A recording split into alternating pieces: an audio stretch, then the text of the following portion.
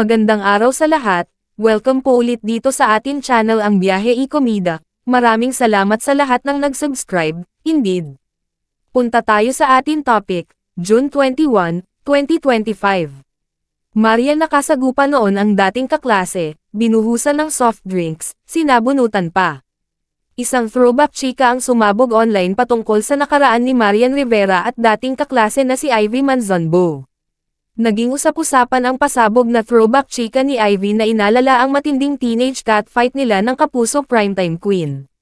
Mala teleserye ang ibinunyag ng dating kaklase ng aktres sa Facebook na ayon sa kanya ay binuhusan siya ng soft drinks at hinayla pa ang buhok.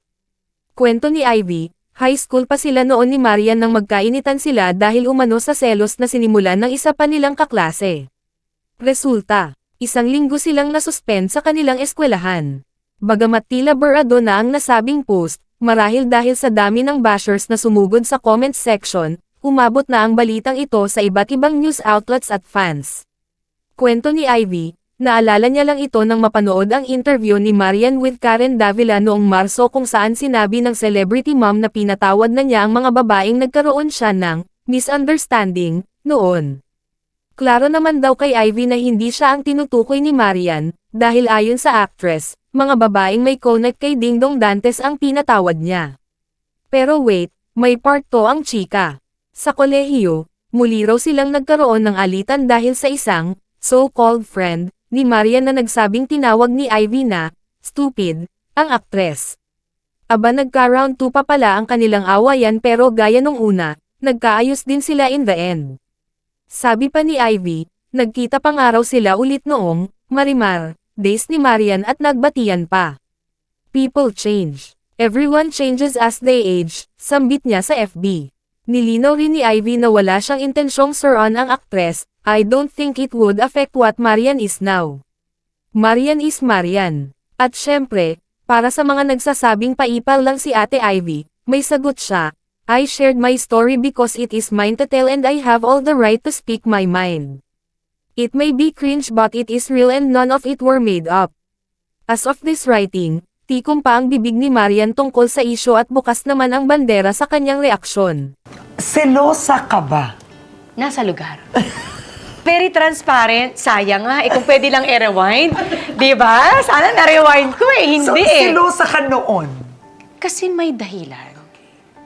Ang babae hindi magsiselos ng walang dahilan. At kapag wala kang selos na ramdaman, fine, sinasabi niya, hindi ka pwede magselos kasi wala kang trust. No, babae, nature ng babae yan.